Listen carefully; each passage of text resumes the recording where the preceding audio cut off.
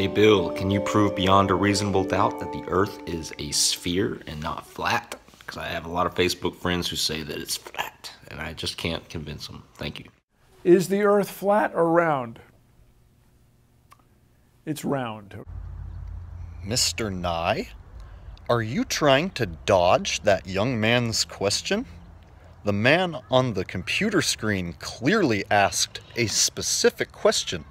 He said, Bill, can you prove that the Earth is a sphere and not flat? He didn't ask you if it was round or flat. He asked if you could prove it was a sphere. Let's go ahead and play it one more time, shall we? Hey Bill, can you prove beyond a reasonable doubt that the Earth is a sphere and not flat? Is the Earth flat or round? It's round. Hey Bill, can you prove beyond a reasonable doubt that the Earth is a sphere and not flat? Is the Earth flat or round? It's round. Oh, Billy, you're just being silly. Come on, you're just hamming it up for the camera, right? You're funny, Bill. We all know there's a big difference between round and sphere. Come on, those are two completely different terms. You know there's a huge difference. I mean, tires are round. We all know that. And of course, donuts are round. Donut. And my dog's bowl is round. Damn! And that ass is round. And check this out. Here's a concept. Quarters and all coins are round and flat. Can you believe that? An object can be round and flat? What if the Earth was round and flat? Man, what a concept. Round and flat. Say it with me, people. The Earth can be round and flat. Okay, now let's see. How do we go about proving that? Go to the seashore. Go to a seashore and figure out why you can't, if you live on the East Coast, figure out why you can't see Spain from the East Coast of North America. Man, you're funny, Bill. No wonder Disney picked you up as a comedian and then labeled you a science guy. Clearly, Bill is just hamming it up for the cameras, everybody. He knows as well as I do, you can't see 3,500 miles across the ocean. Here, let's Google how far it is exactly from New York to Spain. You'll find out that it's a distance of 3,578 miles from New York to Spain across the North Atlantic Ocean. Now, do you really think you're going to be able to see across the ocean without a little bit of rain, hail, sleet, snow, fog, and precipitation getting in your way? I mean, there's bound to be a few rainstorms in a 3,500 mile distance that are going to clog up your view. If you're to look to the far right, you can see that the island is in clear view and there's no rain or anything blocking our view. So it's really easy to see the island to the right. It's clearly visible. Now, if you look to the left, it's much harder to see the landmass. There's only a small rainstorm between us. However, that small rainstorm is clogging up our view. And even with a powerful zoom from binoculars or a Nikon 900 or even a powerful telescope, all you're doing is magnifying the view in front of you. You can't see through a rainstorm. It's a common misconception that you can see through anything in front of you and see forever if the world was flat. This is a complete misconception. Even with the most powerful of telescopes, all you're doing is magnifying the view in front of you, and even the most powerful of telescopes is going to haze out if you try to see through a rainstorm. Furthermore, in a 3,500-mile stretch across the North Atlantic Ocean, there's bound to be several visibility issues. Now, even if it was 100% crystal clear for a 3,500-mile stretch, our visibility is still limited by the vanishing point of our perspective. Now, some people can barely see across the room, let alone in front of their face without their glasses on. So it is quite comical to assume one could see forever if the Earth was flat. It looks like you might have a St. Louis hat on. I'm not sure. Just go to the middle of the Mississippi River and look south. Why can't you see the Louisiana? Why can't you see New Orleans? What's the problem there? Wait, hold up. Did you just tell that man from the beginning of the video to go stand in the middle of the river in Missouri and look south and ask himself why he can't see the Louisiana?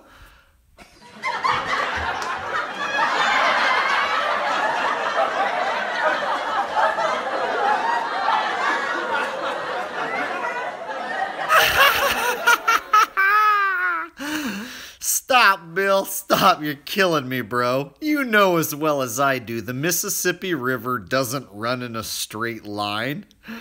You just told that poor man from the beginning of the video to stand in the middle of the river in St. Louis and look south to see the Louisiana. Yeah, like he's going to be able to see through all the mountains and hills and man-made structures in Arkansas and Mississippi all the way to the Louisiana.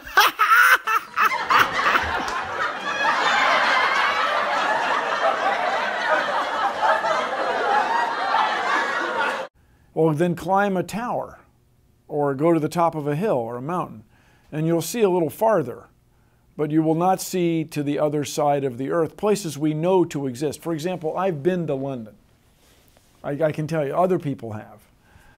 Whoa, you've been to London and you can tell me that other people have too? Well, that's critical information right there. I've been to Vancouver, British Columbia. And you cannot see Vancouver, British Columbia from Boise, Idaho, let alone from New York City or Toronto or what have you.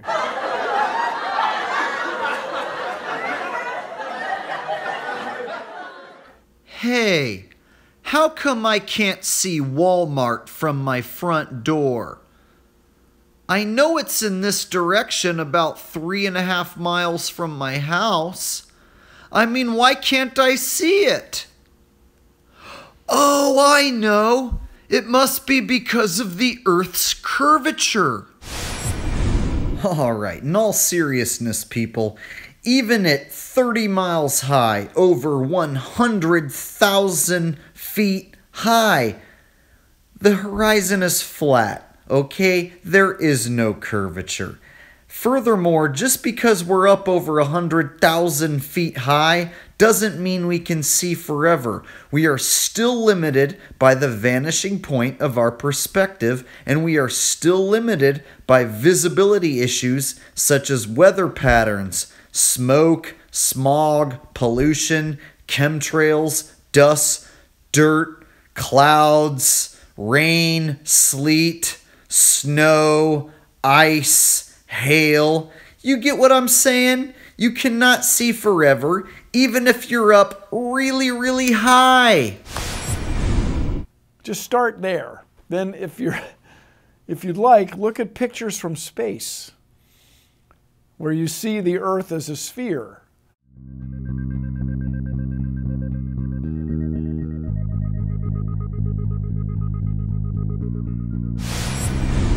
Now, even NASA will admittedly tell you, with their thousands and thousands of satellites, they only have composite pictures of the Earth as a ball. That's why when you Google Earth from space, they all look like cartoons and CGI. NASA can't quite decide how the Earth looks. The continents grow, the continents shrink, they change colors.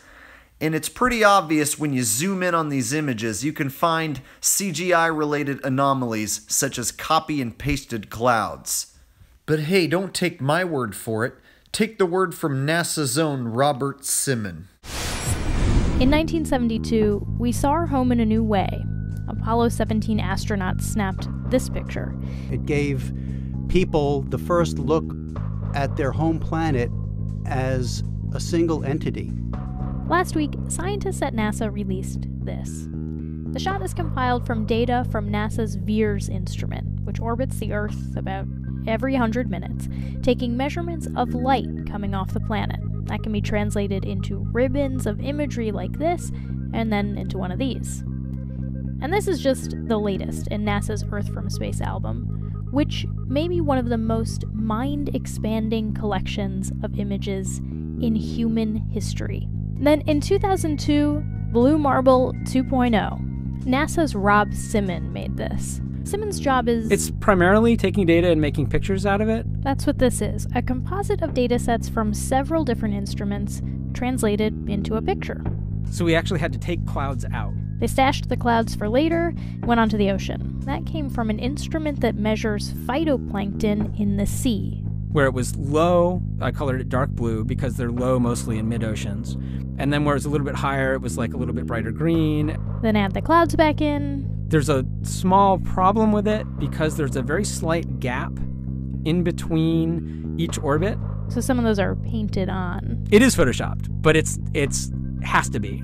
Then there was another layer to sort of simulate the atmosphere. And then there's this little bright spot. It's called the specular highlight. So it's the reflection of sunlight off of water. Those are the pieces, but you can't just slap them all together. It just didn't look realistic. It looks kind of flat, or the clouds are sort of too see-through. So I just hit Command-Z a lot. There's artistry to creating the world. What I imagine it to be. Unfortunately, I'm not an astronaut. I've never been to space. But I've looked at these images over and over again, trying to sort of get the essence of it. It is photoshopped, but it's has to be. It is photoshopped, but it's has to be. It is photoshopped, but it's has to be. It is photoshopped, but it's has to be. Those pictures are not faked, and I'll tell you just, if nothing else, here's why you can tell they're not faked.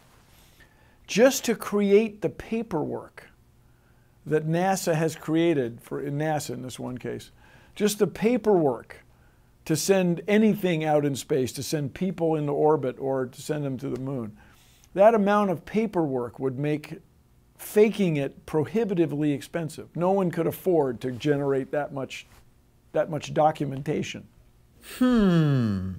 So if we were to look up the definition of conspiracy, it says a secret plan by a group to do something unlawful or harmful. But according to Bill Nye the Science Guy, there are no such thing as conspiracies because it requires too much paperwork. Yes, that's right. NASA has never conspired or done anything deceiving because of paperwork. If there's just too much paperwork. And the other thing, if you want to get into this, if you're really serious, if your friends are really serious, have them get on a boat or a ship and go out at sea, and you'll notice you can't see infinitely far. Furthermore, if you get into it enough, pick up a book about navigation or go online and learn about navigation. A very, very important thing you have to take into account when you try to navigate the ocean from a ship or a boat is how high you are off the sea surface. The higher you are off the sea surface, the farther you can see, the farther away the horizon is.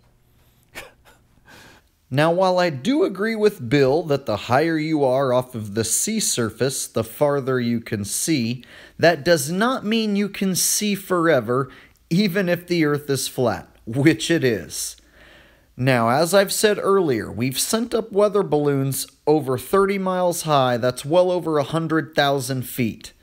And the surface is always flat, and it doesn't mean you can see forever. We are still limited by the vanishing point of our perspective, as well as visibility issues like weather patterns, as I've already mentioned. Come on, Bill, you know better than that. Oh my. Now, this discovery that the world is round was made it was published in 1540. Now, I'm concerned, it was Copernicus. I'm concerned it might have been 1530, but it was about then. It was in the 16th century that the Earth was shown to be a ball. Really? It was shown to be a ball in the 1500s. Well, how did they get up there high enough to capture the whole ball? And what kind of camera did they use in the 1500s?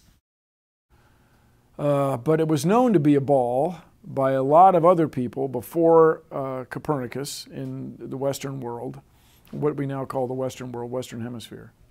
The ancient Greeks noticed that from time to time, the Earth casts a shadow on the moon. This is a lunar eclipse. And the only shape that always produces a curve, no matter what the orientation, that is to say, whether you're standing in Greece at night, or if you're standing then 12 hours later in Buenos Aires at night.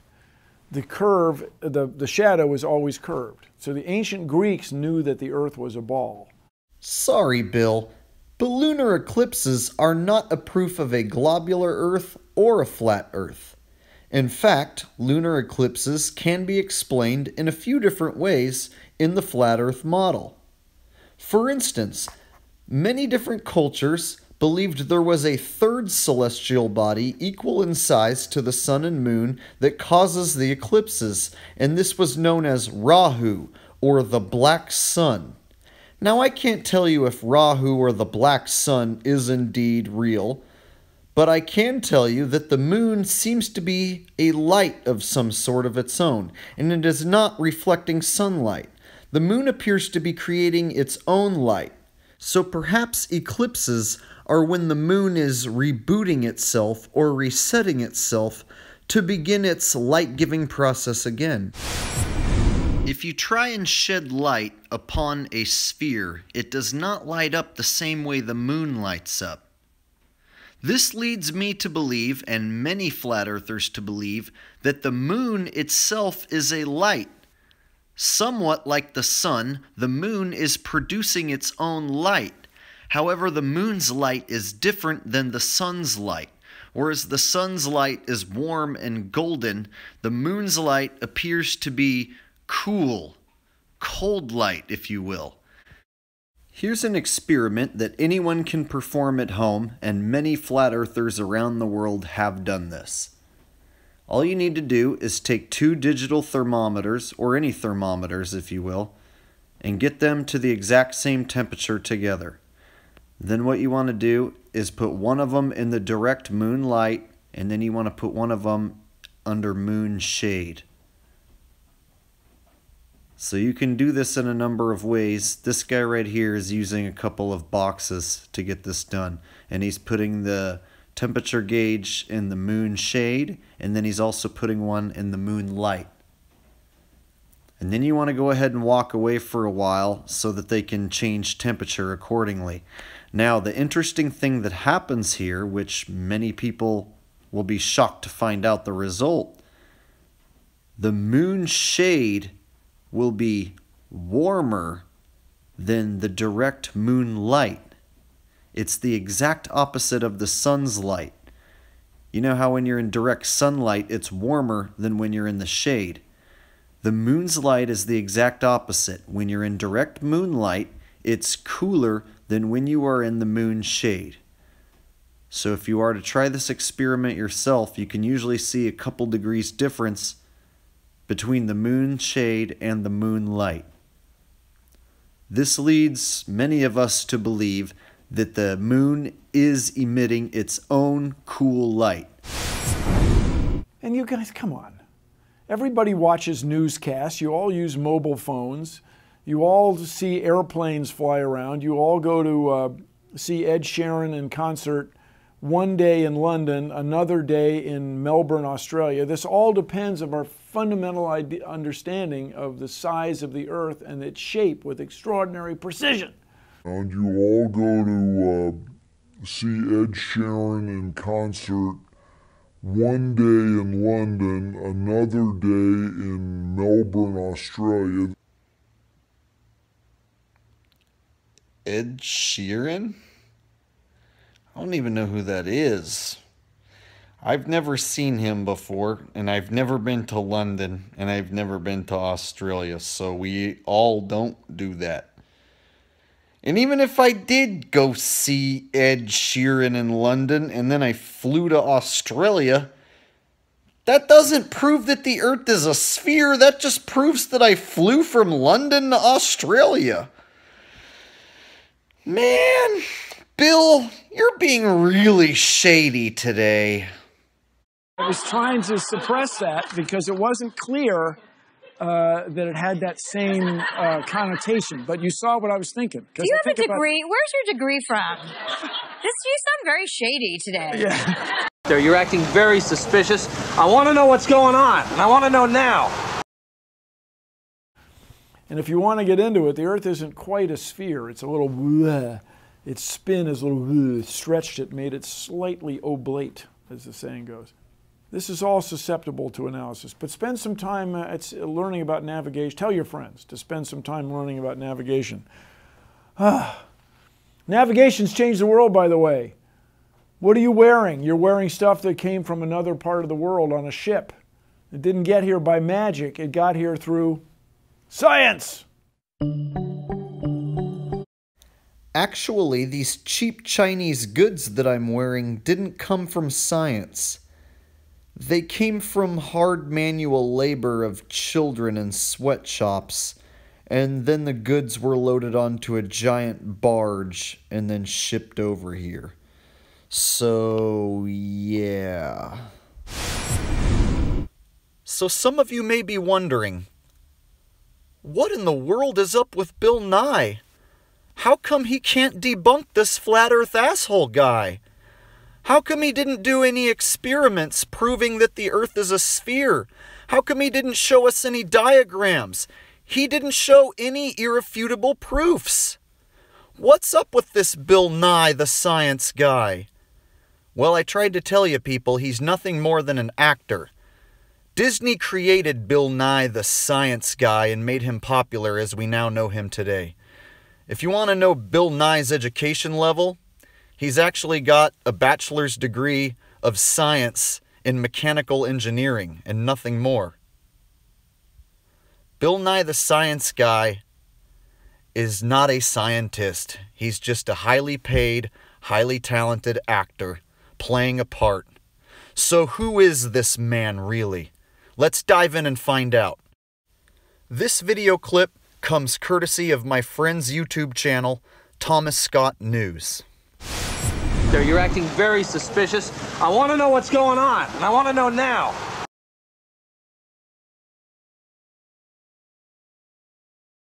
Oh, wait, no! My God! This looks like a job for...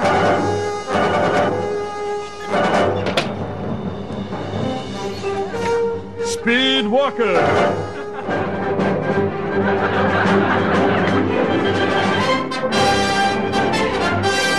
It's Speed Walker, the physically fit superhero who fights crime while maintaining strict adherence to the regulations of the International Speed Walking Association. Heel toe, Speed Walker!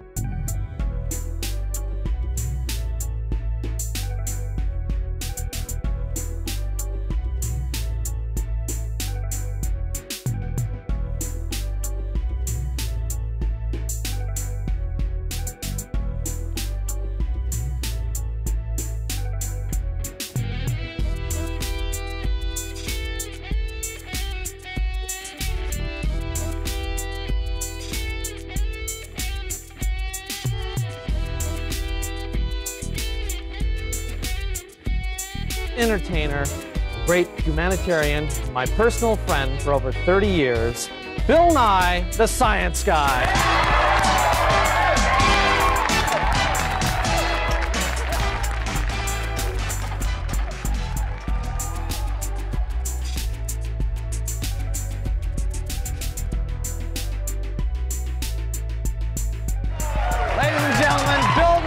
science a guy. big payoff. Thank you. We'll be right back. Way to go.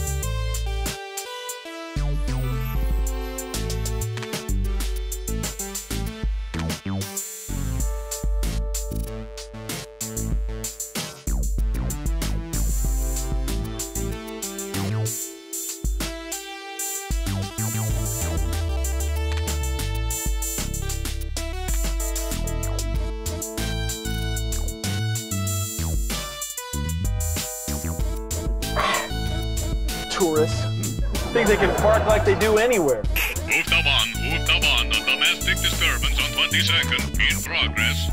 Ufta1, understood. A little busier than I thought.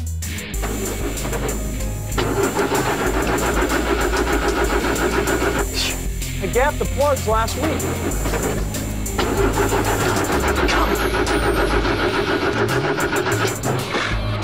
She's flooded.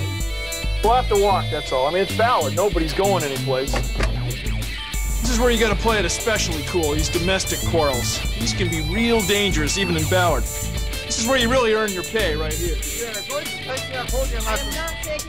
Your mother told me to pay you to take All right, what's going on here? Break it up. Dan Morrison made $1 million. I know, what's the problem here, gentlemen? Good kid doesn't want to take us accordion lesson. What? I'm not taking accordion. What's the accordion? It's leg. Hold it right there. Right. Look, young man, you fold up that accordion, you go in that music store and take your lessons right now.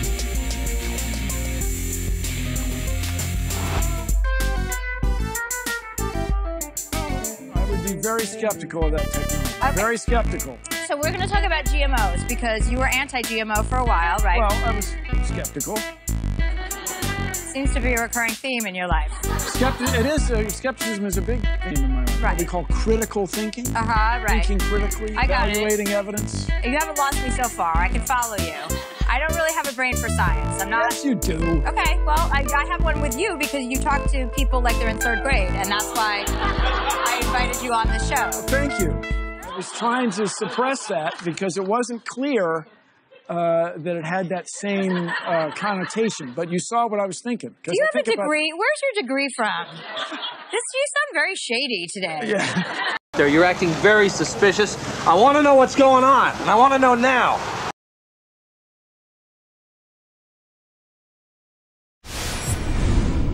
But what about me?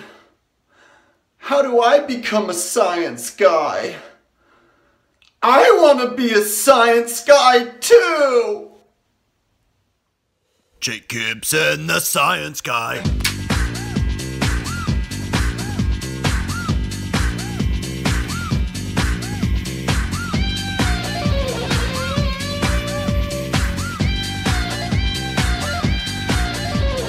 I'm looking more sciencey crazy already. All right.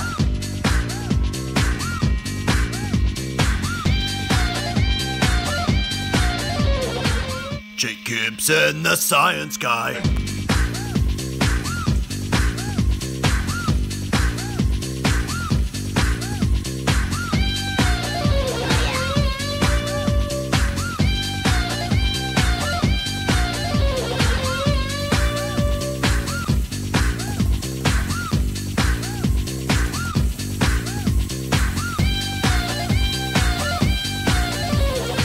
Jake Gibson, the science guy.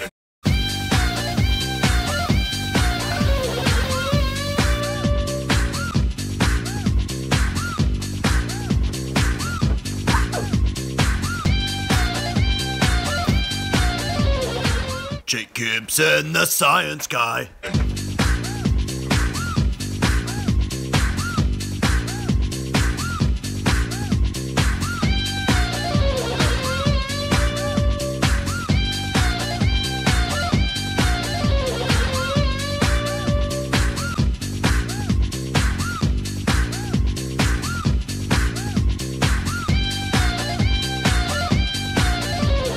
Jake Gibson, the science guy.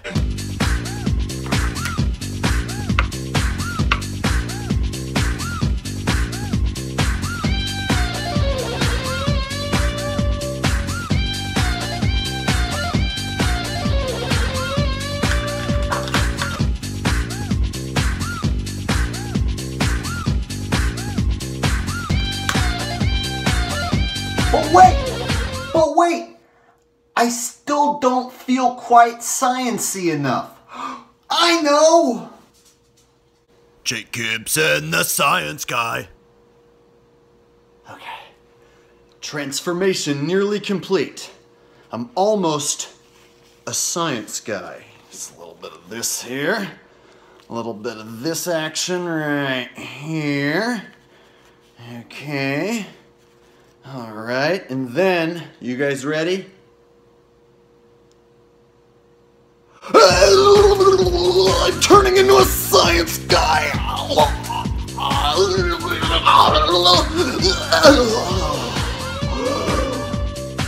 Hi, I'm Jake Gibson, the science guy. Jake Gibson, the science guy. Guess what, children? Something really sad is happening. Yeah, kids. Your parents have been driving their cars too much, and it's causing too much pollution in our atmosphere. That's right. It's your parents' fault for driving all those cars, children. When they pollute the atmosphere, it creates lots of heat, and then we get something known as global warming. Now, global warming is very, very bad, kids. It's causing the ice in Antarctica and the North Pole to melt. Oh, dear. And guess what, children? When the ice in the North Pole and the South Pole melts, the polar bears won't have anywhere to live anymore, and that is sad. And it will also cause the oceans to rise, and it will kill us all, which would be bad, children. Polar bears having no place to live, and you and I would be dead. So tell your mom and your pa to stop driving their cars all the time and get off their fat lazy butts and walk to work from now on, because global warming is bad. So you spin, when you spin pizza dough, it kind of flattens out. Yeah. It gets wider in the middle. And so Earth, throughout its life, even when it formed, it was spinning. And it got a little wider at the equator than it does at the poles. So it's not actually a sphere, it's oblate. And officially it's an oblate spheroid. That's what we call it. But not only that, it's slightly wider below the equator than above the equator. A little chubbier. little chubbier. Yeah. Chubby's a good way. It's like pear-shaped. That's right, kids. According to my buddy Neil, the Earth has been spinning for so long, it's been causing it to start to flatten at the poles. So now it's not a perfect sphere, it's an oblate spheroid, or pear-shaped, if you will. That's right, over thousands and thousands of years, like pizza dough, the Earth is starting to widen and flatten out. So you know what that means, children? If we continue spinning around out there in space, the Earth is going to continue widening out. And then, in thousands, perhaps millions of years, the Earth will completely flatten out, just like a pizza. That's right, the Earth is going to be flat one day. It just happens to be a spheroid now and is in the process of becoming flat. So,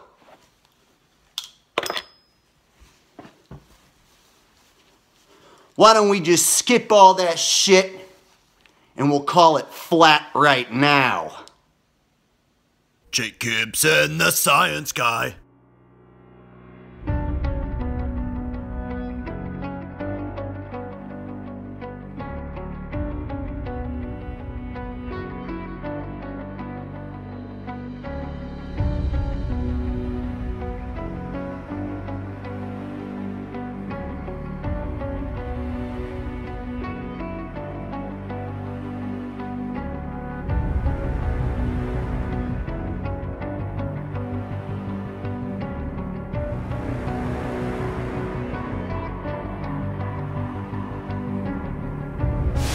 There, you're acting very suspicious. I want to know what's going on, and I want to know now.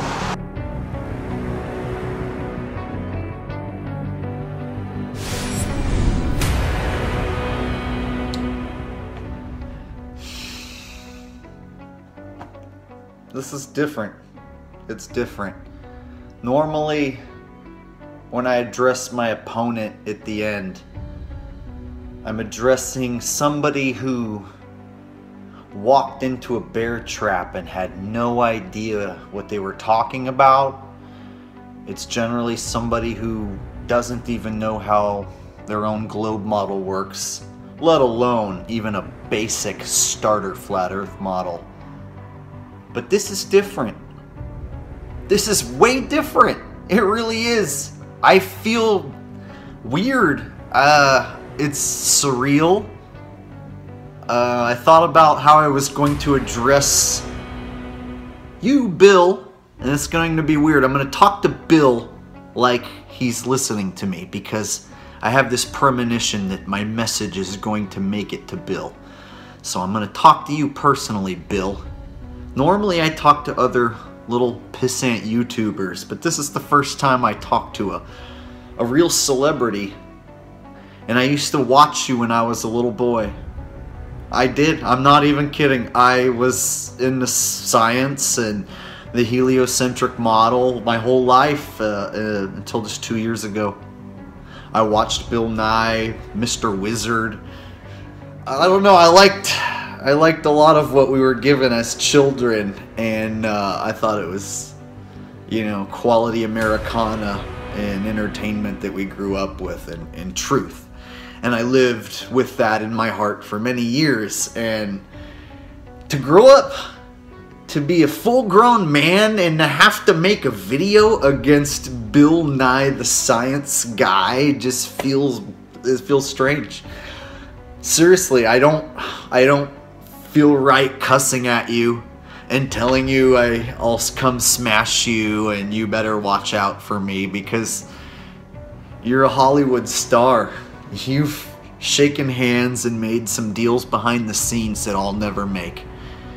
You've seen and done things that I can't even dream of. I can even try to dream of it, and I can only imagine what you've done behind the scenes in Hollywood, Bill.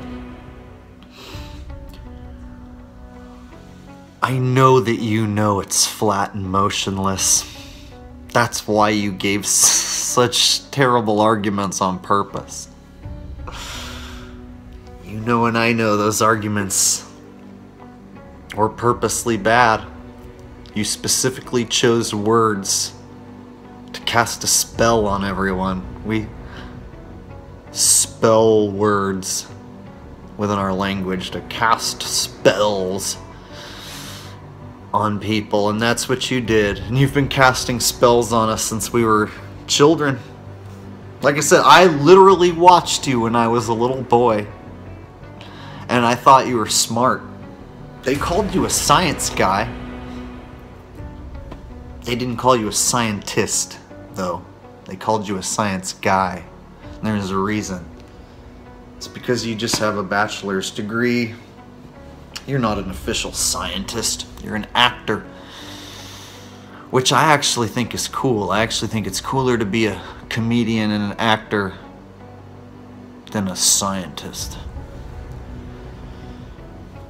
And you were such a good comedian and such a good actor that Disney brought you up and dubbed you a science guy for the world to see.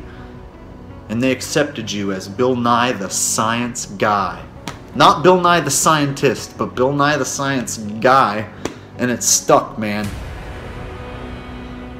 So now I gotta go not only against Bill Nye, I gotta go against Disney.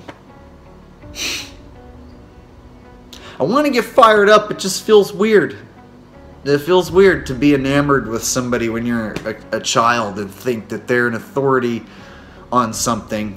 And then when you figure out it's all a lie, and now I'm the guy that has to expose Bill Nye, people aren't going to like that. People are going to... they're going to hate me. But Bill, you know that it's flat and it's motionless. You know that. That's why you brought up such terrible arguments like stand in the Mississippi River and try to see Louisiana. Come on, Bill. You're smart. You're intelligent. There's no way that you don't know that it's flat and motionless. I'm pretty sure you've shaken hands and made some promises that you can't ever divulge to the public, but I think that you're a highly paid liar, and you know for sure that it's flat and motionless. And you do videos like this and treat us all like children, like you have been your whole career, because that's what you're paid to do. You're a very talented actor, Bill. I can see why they pay you to do what you do. And it kind of sucks to be the guy to have to do this.